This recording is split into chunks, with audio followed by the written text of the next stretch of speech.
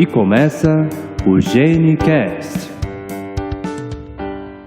Olá, queridos ouvintes do GeneCast, seu podcast para falar sobre saúde, seu podcast para falar sobre genética.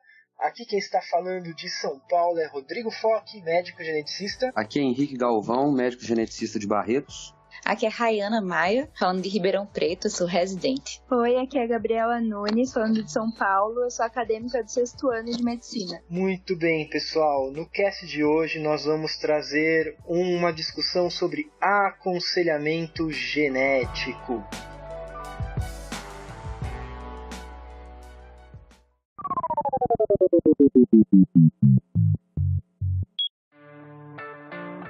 O aconselhamento genético, ele faz parte da conduta médica do médico geneticista, né? Ele faz parte da consulta. Eu acho que é um tema muito interessante da gente entender um pouco, né? Quando a gente escuta, você precisa passar por um aconselhamento genético, ou eu vou fazer um aconselhamento genético. O que quer dizer este aconselhamento genético? Para começar, eu acho que entender esse conceito, é legal até a gente rever algumas coisas da própria história, para entender o que é o aconselhamento genético e como que isso chegou. Na realidade, doenças genéticas, síndromes genéticas, elas existem desde sempre, desde o começo da humanidade. Indivíduos nascem com malformações, indivíduos nascem com doenças genéticas, indivíduos nascem com síndrome genética. Um dos exemplos mais clássicos que a gente escuta na história, no colégio, é a respeito das crianças que nasciam com malformações em Esparta, que elas eram, digamos assim, forçadas a uma seleção, né, ou sendo abandonadas na floresta, ou sendo deixadas para rolar morro abaixo, e aquelas que sobreviviam ainda tinham alguma chance, né? Mas, na verdade, se a gente pega a história da humanidade e alguns trabalhos eles falam um pouquinho sobre isso, a gente vê que ao longo da história a humanidade foi encarando as doenças genéticas, algumas doenças genéticas, de forma distinta. Um exemplo muito interessante é o Egito, que eles consideravam aqueles indivíduos com acondroplasia.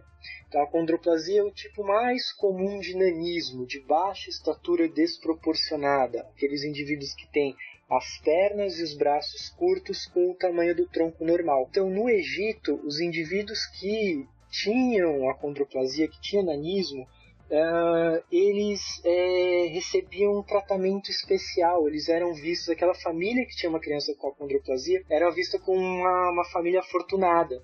Muitas vezes os indivíduos com acondroplasia eles até subiam de nível social na hierarquia do Egito, e as mulheres procuravam muitas vezes homens com acondroplasia para casar. Isso é inclusive um sinal de fertilidade.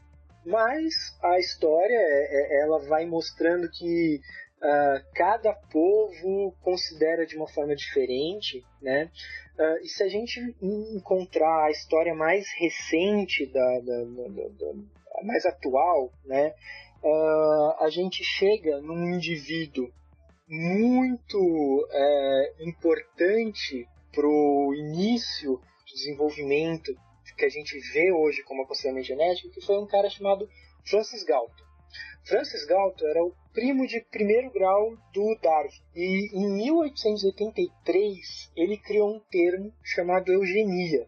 O termo eugenia, o grande objetivo era um controle populacional dos indivíduos com alguma malformação, deficiência intelectual, alguma doença genética, no qual ele partia do princípio que os indivíduos que tinham esse tipo de alteração eles deveriam evitar, eles não deveriam ter filhos, não deveriam ter descendentes. Em contrapartida, aqueles indivíduos que tinham características que, digamos que assim, bem entre aspas, né, socialmente eram mais bem vistas, digamos, eles eram mais inteligentes, mais fortes, eles deveriam deixar mais descendentes, né?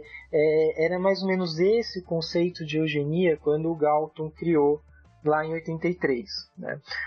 Em 1900 começou um movimento eugênico muito forte. Nós tivemos assim alguns centros eugênicos espalhados pelo mundo, né, nos Estados Unidos, na Europa, aqui no Brasil, no Rio de Janeiro, existia um centro eugênico que eles tinham mais ou menos essa ideia. Só que, posteriormente, né, como a gente sabe muito bem da história, o conceito de eugenia ele foi utilizado de uma forma deturpada do que o Galton tinha proposto inicialmente, que levou à lei eugênica do Estado alemão em 1933. Isso foi a principal justificativa para grandes atrocidades que a gente teve durante a Segunda Guerra Mundial, né? Isso em conjunto com já os maus olhos que a sociedade científica dava para os centros eugenistas em relação a algumas ideias, fez com que os conceitos eugenistas afundassem cada vez mais, né? E começou a surgir um movimento contrário proposto por um médico americano chamado Sheldon Reed em 1947, que é o Genetic Counseling, que foi traduzido para a gente como aconselhamento genético. Que na realidade essa tradução ela não é a ideal, porque não é que o aconselhamento genético seja um conselho que nós estamos dando. O aconselhamento genético ele é uma série de orientações para aquele indivíduo, para aquela família entenderem o que está acontecendo, que doença é essa, que síndrome é essa, o que causou, quais as consequências, para então aquela família individualmente decidir o que ela quer realizar, qual o próximo passo. É importante eles entenderem o risco de recorrência para terem essa decisão, mas de forma nenhuma a gente tem que tomar essa decisão pelo paciente ou determinar o que ele deve fazer. Você não deve ter filhos, ou você deve ter filhos, esse risco é alto, esse risco é baixo. Então ele vem com um movimento forte, contrário ao que o conceito eugenista existia, propunha, e o aconselhamento genético ele é a base central, uma das principais bases, para a gente falar mesmo, a base central da genética médica como especialidade, da genética médica como uma disciplina médica. Quando eu falo assim que o Francis Galton ele foi um dos responsáveis até pela existência genética médica, é por conta disso. Na verdade, o movimento que ele fez com que viesse um movimento contrário muito forte, com uma ética muito forte, que é um dos pilares que deu origem à nossa especialidade. Esse início, né, do desenvolvimento da genética, ele é muito bem documentado até num livro recém-publicado, eu acho que tem 2 anos, um ano no máximo que foi publicado, que é o livro O Gene, uma História Íntima, do Siddhartha Mukherjee, eu não sei se é essa a pronúncia correta. E ele coloca algumas observações bem interessantes. Por exemplo, essa situação lá, né, no final do século XIX, né, com Francis Galton, na verdade, eles estavam buscando essas questões todas da hereditariedade. Havia um clima propenso a isso, né, tanto que Mendel fez o trabalho com as ervilhas algum tempo antes, Darwin publicou algum tempo antes do Galton a questão da origem das espécies, a questão da transmissão das características, né, da aptidão do mais adaptado ao ambiente. Isso era um assunto corriqueiro e naquela época a questão da eugenia ela era sedutora. Ninguém sabia o que ia virar, o caminho deletério, catastrófico que ia virar depois com a utilização desses argumentos para a questão de limpeza étnica, né, do Holocausto, inclusive. Mas a questão principal em relação ao gene, esse foi um pontapé iniciado lá no meio do século XIX, final do século XIX, por conta de um contexto social na busca que o ser humano estava de algumas explicações, né? Tava o positivismo, então, assim, tanto na parte biológica, mas também outros aspectos, tinham essa situação. E, por fim, né, teve todos esses efeitos deletérios e tudo, mas deu início ao que a gente vê hoje. E por que eu estou falando isso? Porque até hoje a gente tem novas descobertas e a gente, novamente, tem que ter essa responsabilidade, essa noção de que a coisa ela pode tomar um caminho deletério ou não, dependendo das nossas atitudes, né? Então, só para o começo de conversa, assim, a gente já ter isso em mente, que Galton não foi um cara mau de ter começado essa ideia, mas o clima de então, né? O que comunidades, as sociedades podem optar, né? Qual o caminho a seguir. O livro é bem interessante. O livro é ótimo, Henrique, é bem interessante mesmo, ainda não li completo, li só alguns capítulos.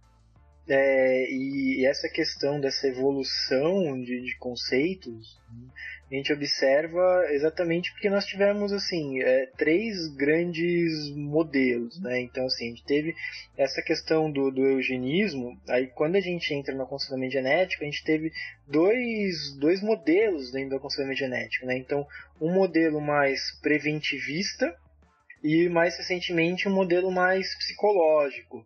Então, o modelo mais preventivista do aconselhamento genético assim, é baseado no que a gente também tinha do conceito do médico lá de 1900, 1950, que era aquele médico que ele tomava a conduta e o paciente ele era um ser mais passivo nessa conduta. Em relação às doenças, ele decidia o que tinha que ser feito e o paciente acatava. Quando a gente fala de aconselhamento genético, quando a gente fala de uma doença genética, isso traz um impacto psicológico grande, isso traz uma questão de um peso muito grande para a família, para aquele indivíduo e para a família, né? E aí a gente começa a ter um modelo mais psicológico ou psicossocial, que na verdade a gente envolve mais o paciente, entende mais a situação do paciente na relação à decisão do que o que a gente vai tomar ou vai fazer, né? Então, historicamente, a gente consegue ver essa evolução e até determinar bem essa evolução, esses momentos de evolução.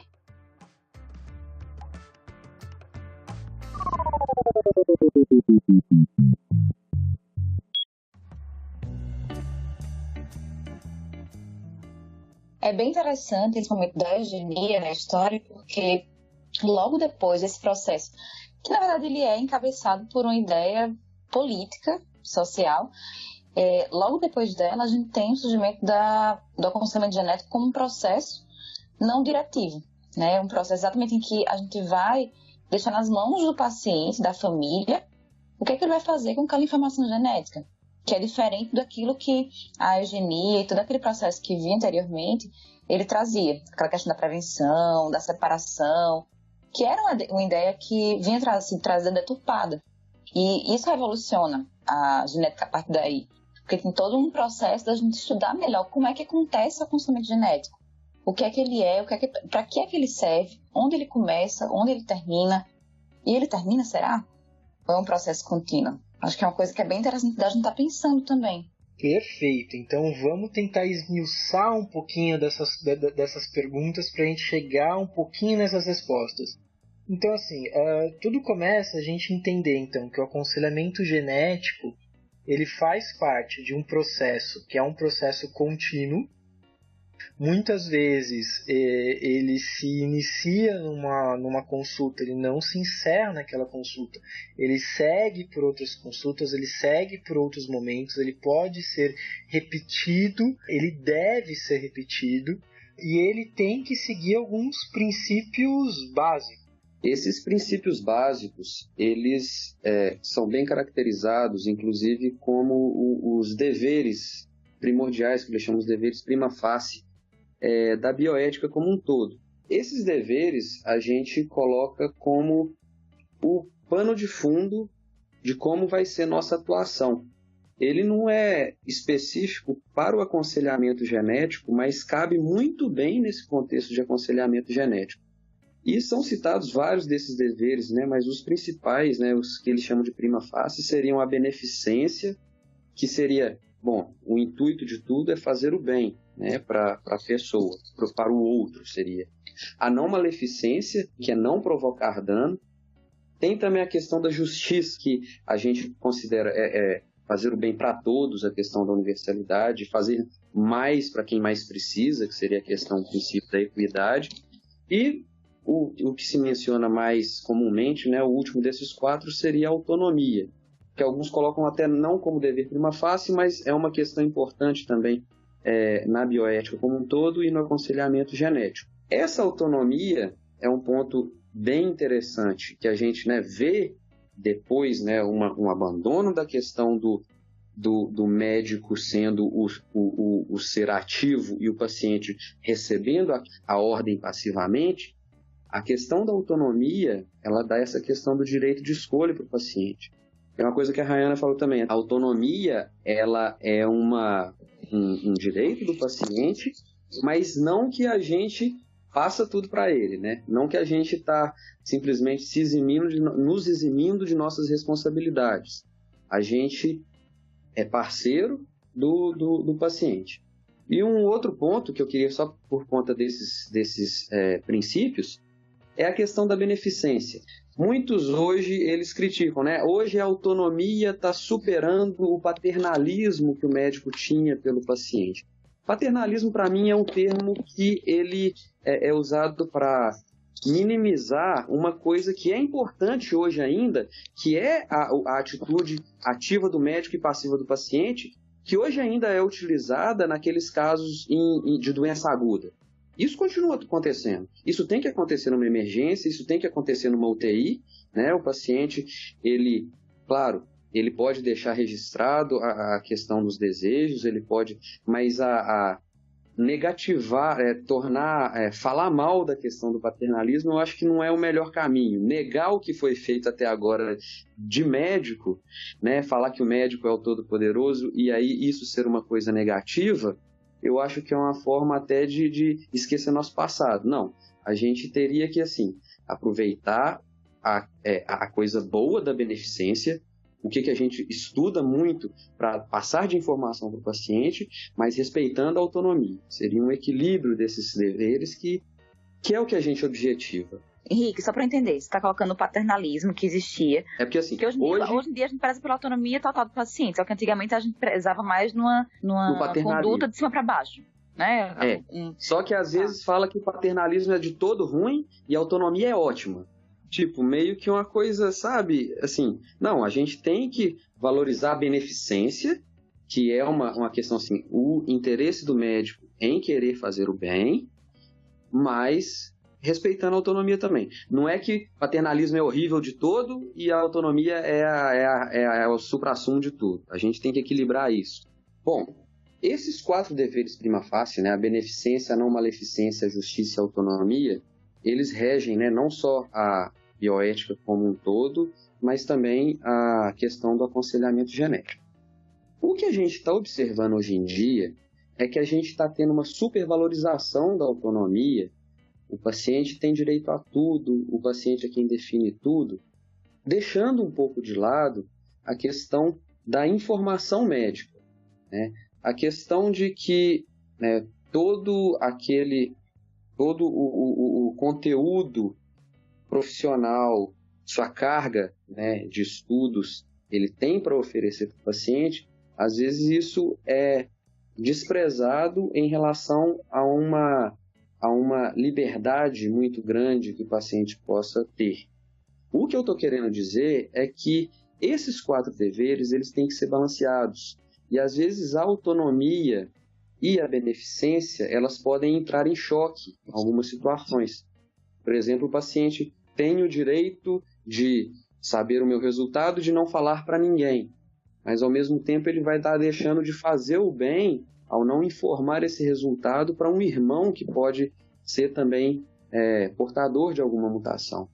Então, a questão de equilibrar, né, esses princípios, ela é uma função fundamental do encontro, que é o aconselhamento genético. A gente poder prover o paciente da melhor capacidade de julgamento para fazer as escolhas dele.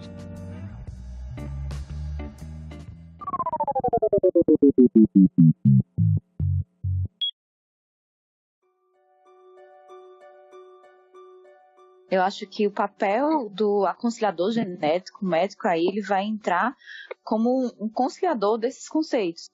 Porque no processo que a gente vai dar o diagnóstico e explicar para os pacientes todas as implicações, a gente vai exatamente estar cumprindo essa função de equilibrar e orientar o paciente no sentido do que é uma autonomia, mas também do que não vai ser uma não maleficência para a família, do que é que vai ser a beneficência, por exemplo. Então, agora a gente está falando dessa parte dos princípios, bioética, autonomia, beneficência. Isso quer dizer, então, que se os pais de uma criança com uma possível doença genética, que não necessariamente apresente um quadro clínico específico, ou seja, os sinais e sintomas daquela doença, eles têm o direito de escolher testar a criança para determinada doença?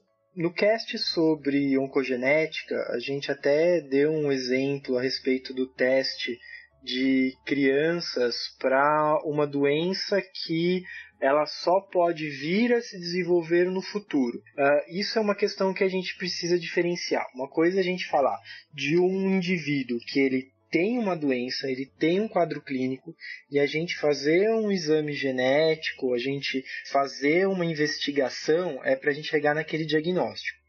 Outra coisa é a gente ter um indivíduo que ele não tem a doença, ele pode ter um risco de ter aquela doença por conta da história familiar, e aí a gente avaliar se ele vai ser investigado ou não. O que vai ajudar a gente a determinar se ele vai ser investigado ou não? O quanto que vai mudar a gente ter o diagnóstico daquele indivíduo naquele momento. Se é uma doença que não tem um tratamento ou não tem algo que a gente vai fazer neste momento que vai mudar a história natural da doença, que vai mudar o que tem que ser feito com aquele indivíduo, então a ideia é a gente respeitar a autonomia da criança, de querer saber se ela vai ter a doença ou não, e ela só vai ter condições de saber isso, a gente considera a partir da maioridade, contra a gente ter um diagnóstico de uma criança que ela já tem um quadro clínico, então ela tem uma doença genética, tem uma síndrome genética, ou então uma criança que ela não tem nenhum sintoma, mas a gente sabe que existe um risco muito grande dela desenvolver alguma coisa naquele momento. No cast de oncogenética, por exemplo, a gente usou o exemplo da síndrome de Li-Fraumeni, que é uma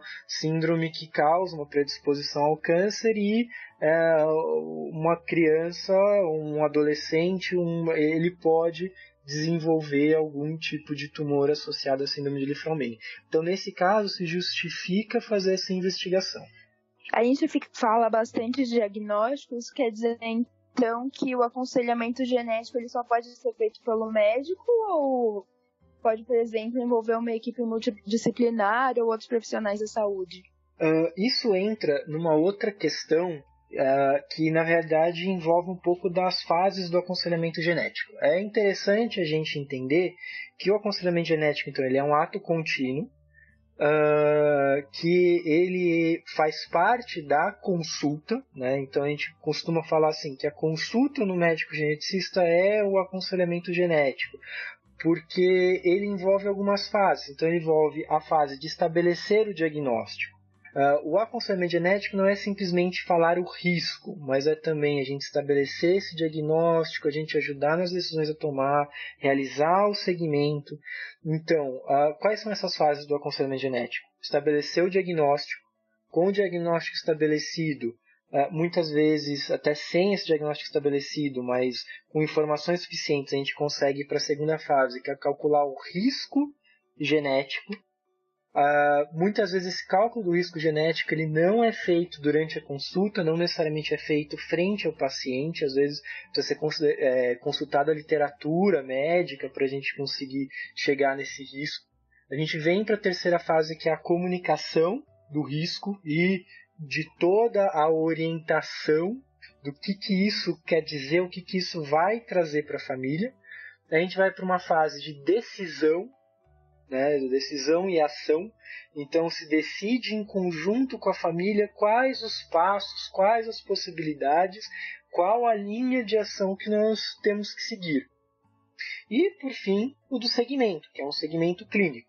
Então, o aconselhador genético, nessa ideia, ele se insere muito bem na questão do aconselhamento genético dentro da fase do cálculo de risco, da comunicação, de parte do contato com a família. Agora, tem toda uma parte de estabelecer o diagnóstico, de tomar decisões de ações médicas, que isso é de competência do médico. Tanto que, na verdade, o aconselhador genético, né, ele entra todo esse conceito num complemento da consulta do médico geneticista, auxiliando e muitas vezes auxiliando muito nessa parte do risco, mas o aconselhamento é mais amplo do que simplesmente a gente falar a respeito do risco genético.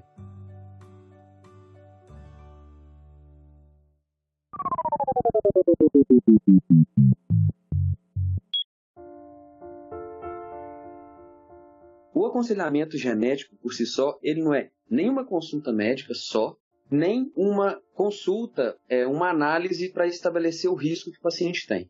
A gente vê já a definição clara, né, do American College of Medical Genetics, que coloca que você precisa compreender fatos médicos, incluindo diagnóstico e tratamento. Você precisa favorecer o entendimento que os pacientes têm da síndrome, né, ou de uma possível síndrome. Você busca ajustar a família que está consultando da melhor maneira possível a situação imposta, aquela situação que o paciente tem. E isso, na verdade, né, como o Rodrigo falou, de ser um processo contínuo, isso requer a atividade conjunta de vários profissionais. Por vezes até algum outro especialista que encaminha o paciente para a gente, ele está junto ali no aconselhamento genético, que seja fazer um exame complementar depois que a gente fecha um diagnóstico de uma síndrome de predisposição, por exemplo. Uma endoscopia faz parte do segmento, então isso faz parte do aconselhamento genético. Esse processo amplo que a gente, inclusive, né, os médicos geneticistas, eles têm um código, né, até para cobrança disso, de plano de saúde, tem a parte essa questão de aconselhamento genético, justamente por isso, porque é uma coisa feita por pessoas treinadas, isso já está na definição própria do termo aconselhamento genético, e que envolve um processo contínuo de assistência a essas pessoas. Eu acho que a gente entender que é um processo fundamental para a gente entender o que é o aconselhamento genético. Todas essas fases que estão aí associadas e entender que essa comunicação do risco é uma das fases que mais vai se prolongar, digamos assim, que a gente vai estar reforçando, porque sim, são conceitos que são difíceis de a gente assimilar, são difíceis de entender e que aí vai agregar outros valores e que é preciso saber associar eles dentro do contexto da doença, dentro do contexto social, dentro do contexto familiar. E não é fácil a gente fazer isso em uma consulta, em um encontro também. Não é fácil a família, nem o paciente, diante de um diagnóstico, diante de um risco de recorrência, saber o que fazer com aquela informação. Então, o processo, junto aí com o segmento clínico, com os exames, com o tratamento, se porventura existir, vão estar associados. E o aconselhamento genético vai estar só começando, além com o diagnóstico. É interessante quando a gente fala essa questão do risco, né? O impacto que o aconselhamento, o impacto que tudo isso pode trazer para a família. Existe um artigo bem clássico feito aqui no Brasil, no Hospital Universitário da Universidade de São Paulo de Ribeirão Preto, de 1999, esse trabalho, mas é um trabalho bem interessante, que eles avaliaram os indivíduos que passaram pela genética médica, que passaram pelo processo de aconselhamento genético, para ver o impacto disso na família. E a gente observa que, primeiro dado que chama muita atenção, 74% das famílias que vão para o serviço não sabiam o que elas estavam fazendo ali, não entendiam por que elas estavam indo passar pela genética médica, por que elas tinham sido solicitadas para passar por uma avaliação, por um aconselhamento genético, né? Isso é um dado muito assustador, né? 74% das famílias não saberem o porquê que elas estão indo ali, né? Quase metade 48,7% dos indivíduos, eles não entendiam da forma adequada o aconselhamento genético. E a maioria guardava que ou era um risco alto ou era um risco baixo. O que isso não é de todo mal, na realidade, né? O indivíduo ele entender que, bom, calma, o que aconteceu com o meu filho tem um risco alto de acontecer de novo, eu acho que já é uma mensagem importante de se deixar. Ou o contrário, um risco baixo, isso também é uma mensagem importante. Lembrando que essa questão de risco alto ou de risco baixo é muito individual, né? Então, para cada indivíduo, ele pode considerar uma coisa risco alto mesmo, e um outro indivíduo considerar o mesmo risco, um risco não tão alto assim, né? Agora, alguns dados interessantes desse estudo é que quase 65% dos casais, eles decidiram não ter filhos. Independente do risco alto ou baixo, 65% decidiram não ter mais filhos, né? Não aumentava a taxa nem de adoção, nem de separação depois da comunicação do risco, né? Então, a maioria desses casais, isso não era o motivo pelo fim do casamento, ou o motivo por qual eles buscariam uma adoção, né? E se observou que naqueles casais que tinham risco mais alto, eles faziam mais procedimentos de esterilização definitiva, então a maioria fazia a laqueadura, comparado ao grupo de baixo risco.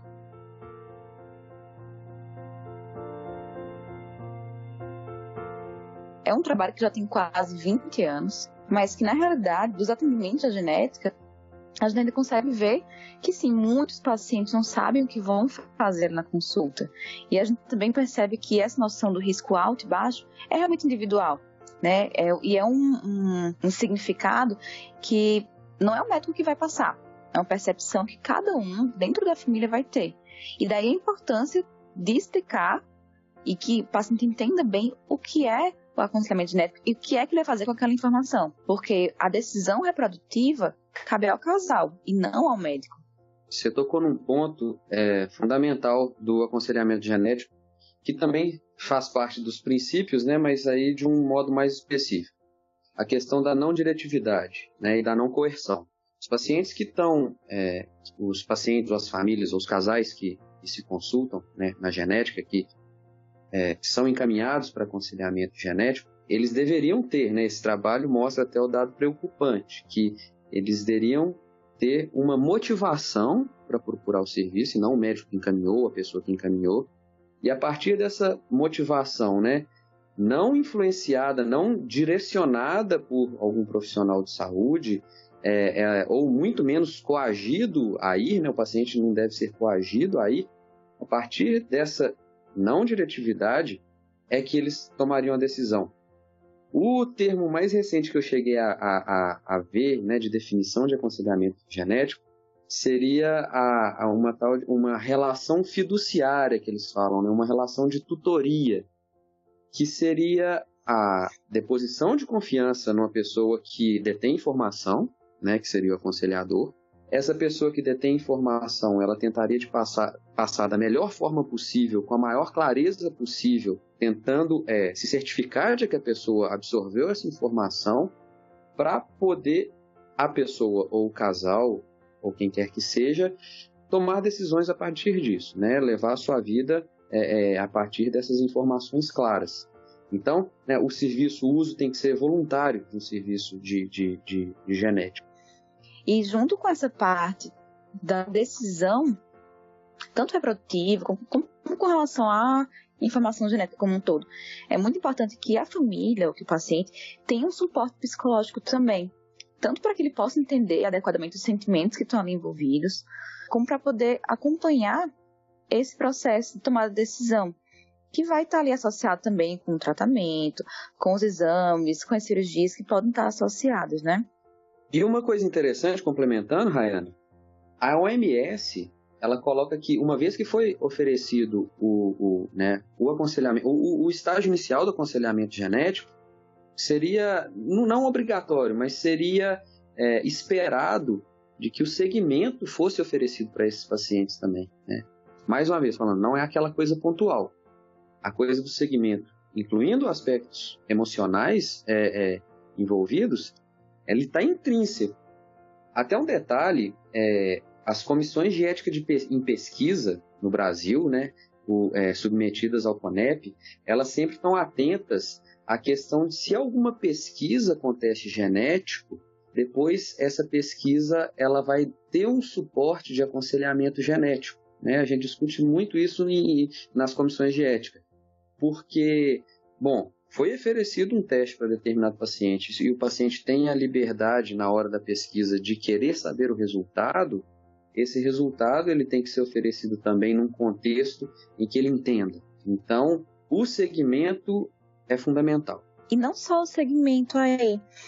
Uma coisa que é importante é que, quando a gente está falando de genética, a gente até brinca, né? Que quando chega o paciente, vem a família inteira junto.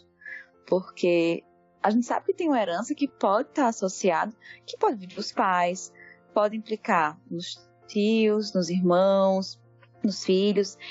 E a parte psicológica vai atuar aí também, na questão de avaliar a família como um todo. E isso também está dentro do processo do aconselhamento genético.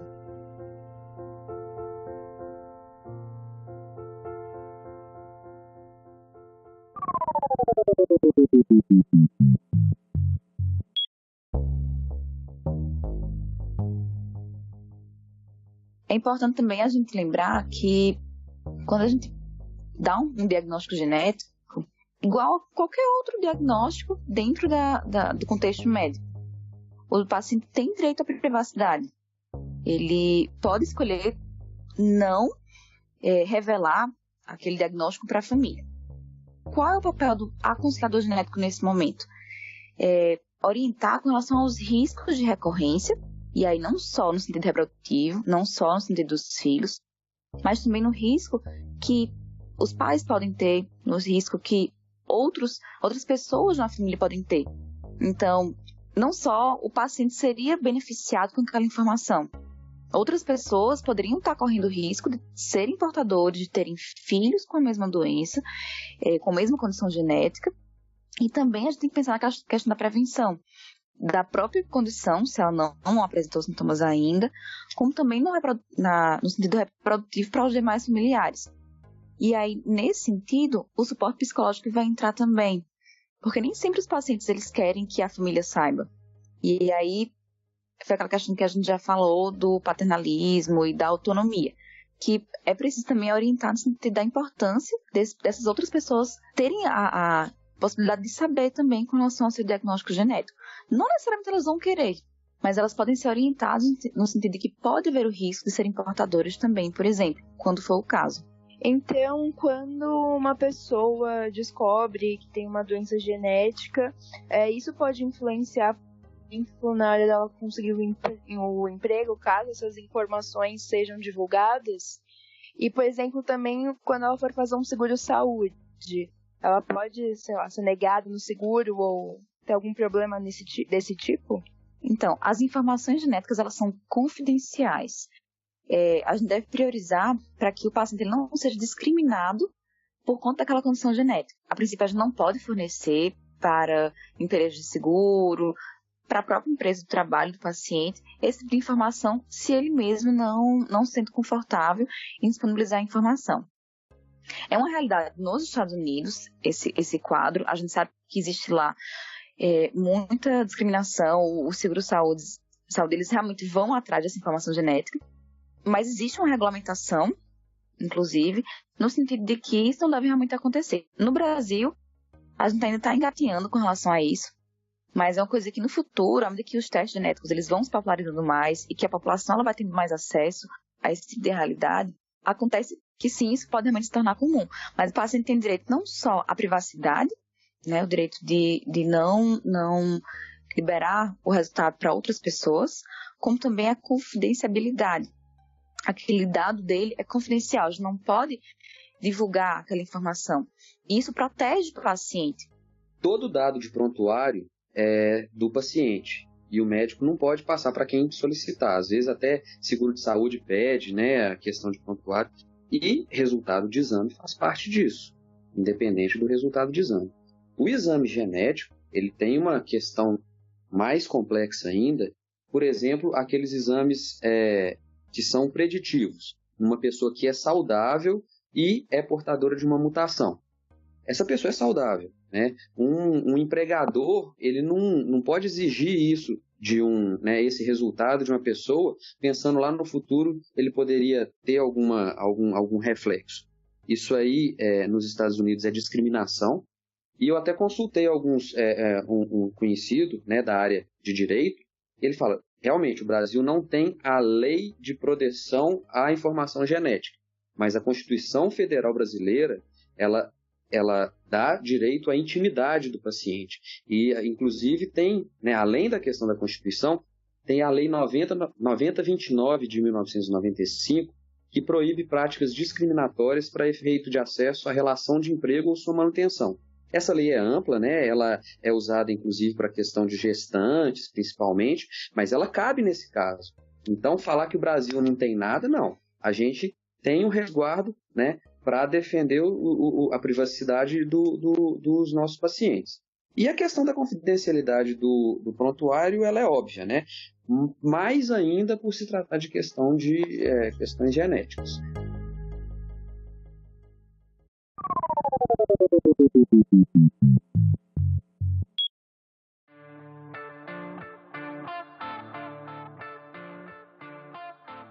Uma coisa interessante a gente também comentar a respeito dessa questão do aconselhamento genético, quando a gente fala o indivíduo ele vai fazer um teste genético, a gente tem sempre que pensar em oferecer um aconselhamento pré-teste, um aconselhamento pós-teste, né? O que seria isso? Então, o indivíduo ele tem indicação de fazer um exame genético, principalmente quando esse exame genético ele foi solicitado por um outro colega de outra especialidade que tem vivência, não tem experiência no aconselhamento, então não fez o aconselhamento para esse indivíduo. Então, o que seria esse aconselhamento genético pré-teste? Ele seria uma série de orientações baseado em todos esses conceitos que a gente já falou, mas com um objetivo muito claro de explicar para o paciente o que é esse exame que ele vai fazer, qual que é o objetivo desse exame, e é muito importante deixar claro também quais são as limitações do exame. E o aconselhamento pós-teste após o teste genético, o que isso vai trazer para a gente, toda a parte da comunicação, a parte da decisão, ação, a parte de segmento. Ainda dentro desse conceito da autonomia do paciente, né, quando a gente pensa no aconselhamento genético pré-teste, então às vezes o indivíduo ele vem com o objetivo de fazer um exame genético, e no aconselhamento pré-teste ele opta por não fazer, porque ele entende alguma coisa que ele não entendia, ele entende melhor o que isso pode gerar, ele entende melhor quais as chances de realmente esse exame vir alterado ou não, o que isso pode significar, e às vezes acontece, no aconselhamento genético pré-teste, aquele indivíduo ele decidir não seguir com o exame. Outra questão desse pré-teste, dele ser fundamental, é que às vezes, assim, exemplo do dia a dia, às vezes a gente recebe paciente encaminhado de algum colega, já com aquela situação assim, não, esse aí vai porque deu algum teste alterado, esse aí não precisa ir não, porque ele já fez o teste e já deu negativo. Isso, às vezes, é uma coisa que limita a nossa atuação, e às vezes a gente pode perder algum paciente, algum consulente, ele pode perder a oportunidade de ter uma visão mais ampla de determinado distúrbio, porque às vezes foi solicitada uma coisa parcial. O que eu estou querendo dizer?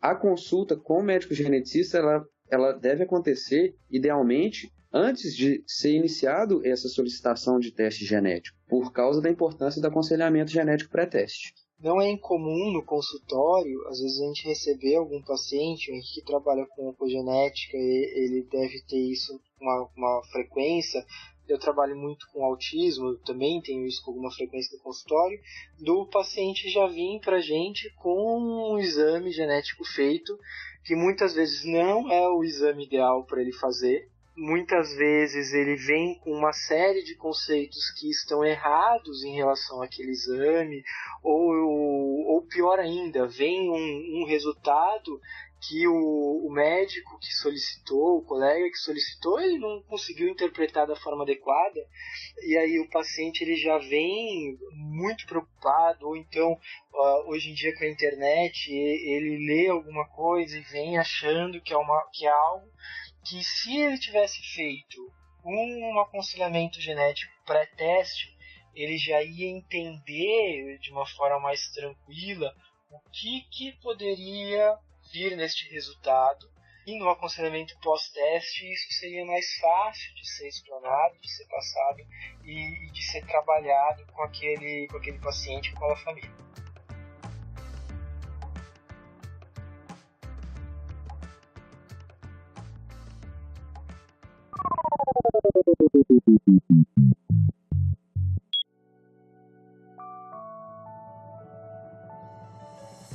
Bom, pessoal, hoje nós decidimos trazer um pouquinho esse assunto sobre aconselhamento genético para vocês entenderem um pouco mais sobre a atuação do médico geneticista, o que é feito numa consulta com o médico geneticista, né? Eu quero agradecer muito a presença de todo mundo. Então hoje nós estivemos aqui com Henrique Galvão. Bom, pessoal, obrigado mais uma vez, né, por estar nos escutando. Obrigado pela oportunidade, Rodrigo.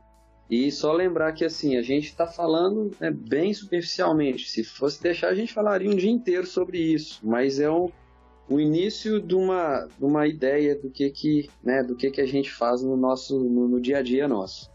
Com Rayana Maia. Pessoal, foi um prazer estar com vocês aqui nesse cast. Espero que vocês tenham entendido um pouquinho mais do que é que o geneticista faz no dia a dia. Que a gente não vai só falar para vocês sobre o risco, dizer o diagnóstico. O processo é complexo, mas é muito importante. E estivemos com a Gabriela Nunes, a nossa interna. Obrigada pelo convite de participar aqui com vocês, entender um pouco melhor sobre esse mundo que é a genética. Espero que o pessoal esteja gostando dos casts. Muito bem, pessoal. Até o próximo GeneCast. Um abraço.